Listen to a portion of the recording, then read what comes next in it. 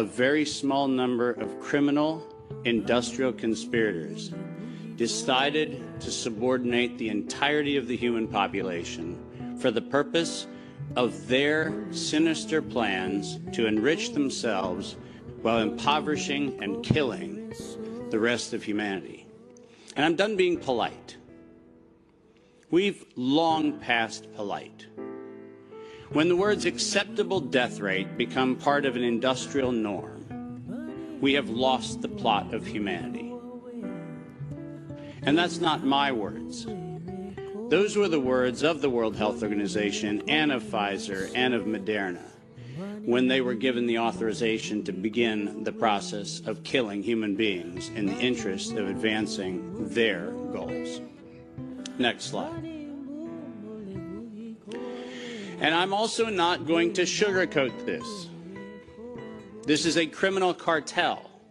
We are acting as though there's some sort of redeemable quality somewhere in some esoteric layer that somehow or another the World Health Organization must have some salutatory benefit. Well, I'm going to tell you, since its formation in the 1940s, the World Health Organization has been nothing more than a criminal cartel that has a sole and singular intent. And I will show you the document that proves what I'm saying. This is not an allegation. This is actually provable by their own words in their own hand. And they used a four-step process to execute every one of their nefarious plans. They begin by planning an exercise, then they go to the business of funding that exercise, then they create the rationale for the thing that they're going to do, and then they deploy and profit from it. And in violation of 15 U.S. Code Section 19, which for those of you listening, coincidentally started with the Clayton Act in the same year that the World Health Organization in the United States, 1913, the same year the World Health Organization's progenitors also started. So I find it fascinating that we passed the Clayton Act in 1913 and we set in motion 110 years ago the criminal conspiracy which we now call the World Health Organization. 110 years later. And in violation of TIFU, or TEFEU, I don't even know how to say it, the TFEU, the treaty allegedly for the functioning of the European Union, which I think needs to now be called the Treaty for the Dysfunctional European Cabal. Article 101 unambiguously lays out the conditions that this was never a public health anything. It was racketeering for the purpose of instilling terror to adapt the behavior of a population. Period. That's what it was. That's what it always was. And we can come up with every theoretical argument we want to make about things, but the problem, even with the theory that we had an outbreak of something, is falsifiable for the data from Zurich that shows us that in the year of the death pandemic of the globe, life insurance companies paid $30 billion less in claims. Now, if there's a medical professional or a social professional or anybody else who wants to debate that we could develop a virus cunningly that could find out your bank account, your insurance policy statements, and whether you're paid up on your premiums, that's a big ask. It turns out that the data is unambiguous. We did not have a pandemic, we had genocide. And we need to call it what it is. Next slide. When I say we planned it, let's make sure we understand exactly the not-so-fine print of the fine print. And I want to call your attention first to the right-hand column of this slide. This is the 2011 data that the World Health Organization, the Wellcome Trust, PATH, and the Gates Foundation did on their wonderful worldwide program for a malaria vaccine for children under the age of 6 months of age. And in their clinical trial, it's helpful to point out that they murdered 66 children in the vaccine group and then cunningly used the term control for a control group in which they murdered 28 children. Now, the reason I said murdered and the reason why I use that term is because it's exactly what it was. Because it turns out that this control group was not a saline injection. It was not some sort of innocuous, innocent thing. It was actually a cocktail of other known pathogenic disease-carrying injections. The control group was known to kill people, and the experimental control group was actually theoretically maybe going to kill people. And what we did was we actually went ahead and murdered them all. And cunningly, under Article 5, Section 13, which I've put on this slide, I want you to understand why I said, at its formation in 1947, when the WHO was funded and founded, it was funded and founded by people intent to commit a crime because of their own language. Section 13 of Article 5 ends with the following statement: immunity from personal arrest or detention, blah, blah, blah, immunity from legal process of every kind. Now, if you didn't intend to commit a crime, why would you need to give yourself permanent and absolute immunity from every form of prosecution, and it's worse, even investigation for prosecution of every kind? People sit there and pretend, well, that's like diplomatic immunity. Do you realize this isn't even meeting the standard of diplomatic immunity? This is a criminal organization who set in motion their own law to protect themselves against crimes they knew they were going to commit. And when I say they knew they were going to commit, I mean they knew it. Because their first Director General, none other than Dr. René Sand, who happened to be in the hospitality of the Germans in Dachau in 1940 earlier, in 1947, mysteriously, with the largesse of the Rockefeller Foundation, was nominated to become the first Director General of the WHO. And within 5 short years, René Sand decided to authorize the real purpose of the WHO in writing by then Director General Dr. Brock Chisholm, who advocated for population control as its primary objective. Does that sound like public health to anyone in this room? This is not public health. This is the advancement of the same genocidal program that began with the Carnegie Foundation's funding of the eugenics office at Cold Spring Labs in the United States in 1913 under the philanthropy of Andrew Carnegie. People, stop fooling yourself. We debate the leaves on the tree of what we call this pandemic thing, but we're not going to the root. This was an organized crime, racketeering entity set up to give itself first absolute immunity and then execute its plans to make sure it controls who lives, who dies, and who gets any chance at life. And if you think that I am somehow inflating numbers, let me be unambiguous. Under every treatment of tax provision, if I were to tell you that there is an 88% controlling interest of any organization, you might conclude that that actually aggregates into a controlling interest. And it turns out that if we look at the foundation donations to the World Health Organization, 88% of those come from a single organization, the Gates Foundation. That constitutes a violation of every competitiveness law in Europe and every competitiveness law in the United States. This is absolutely not only not an independent, charitably funded donation, but more importantly, under the tax laws on both sides of the Atlantic, this constitutes directed donations which specifically are forbidden and do not have any place anywhere in the Charter of the World Health Organization or any of the UN-affiliated organizations. When I say this is a crime, I mean it's a tax crime, a racketeering crime, a money laundering crime, and now the crime of racketeering leading to murder and global terrorism. Next slide. I told you that the second thing after they plan it is they fund it.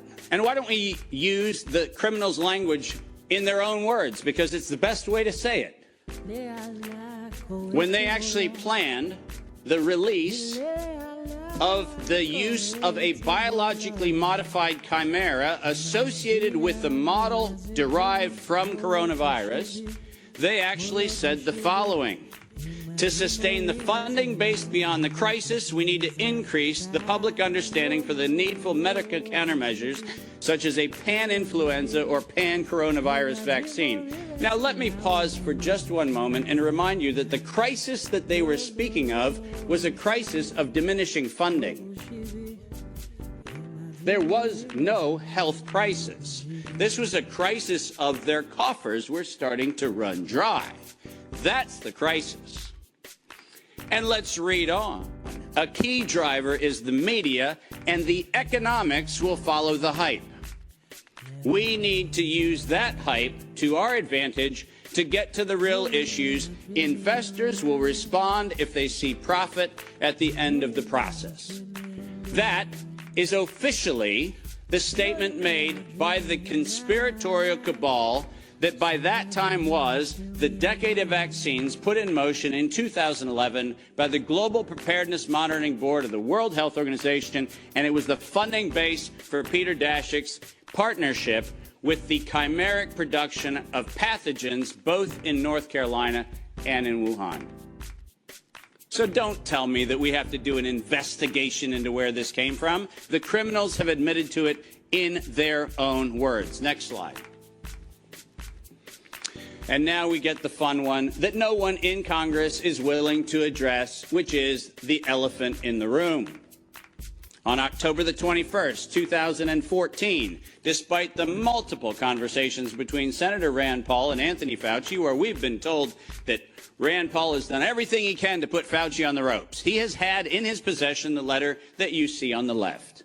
And it is the letter, conveniently on NIAID letterhead, sent to the University of North Carolina, Chapel Hill, which unambiguously states that during the gain-of-function moratorium, which, by the way, if we use the word moratorium, feels like that means you're supposed to stop. Why don't we go ahead and look at two pieces of this letter. First, the second bullet under Project One, which, by the way, was not part of the original grant.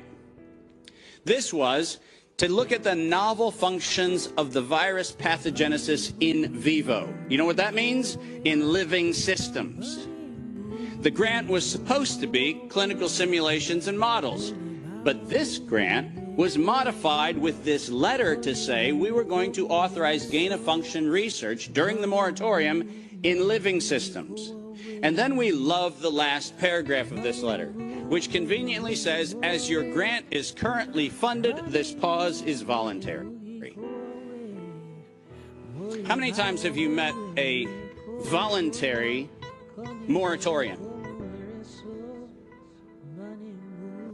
And the best part about it is that if we look at the very last line, or continue to conduct the applicable gain-of-function research until the end of the currently active budget period. But here comes the problem. You know who is supplying the budget?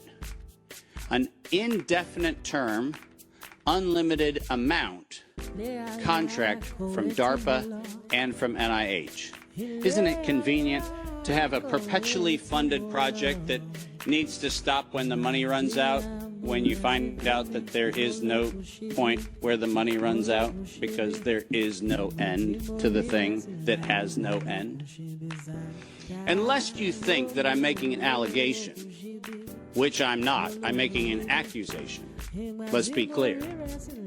And there's a big difference. I'm not alleging anything. They actually went to the trouble of telling us that it was going to be the Wuhan virus that was going to get us. As you see on the right-hand side of the screen, published in 2016, March 14th of 2016, the SARS-like Wuhan Institute of Virology Virus 1, and I quote, is poised for human emergence. Does that sound like we're just surprised that something in Wuhan went a little haywire in December of 2019? Or does it feel like we were told, look at Wuhan, and look at coronavirus, and look at what we've been doing to manipulate coronavirus in Wuhan and at the University of North Carolina, Chapel Hill, and lo and behold, we're going to go ahead and tell you that we're ready to release it in 2016. Next slide. We're almost done. And then they created it. Now, all of you know that I am criticized globally for my use of the term biological warfare. I do that because I am credentialed to do that.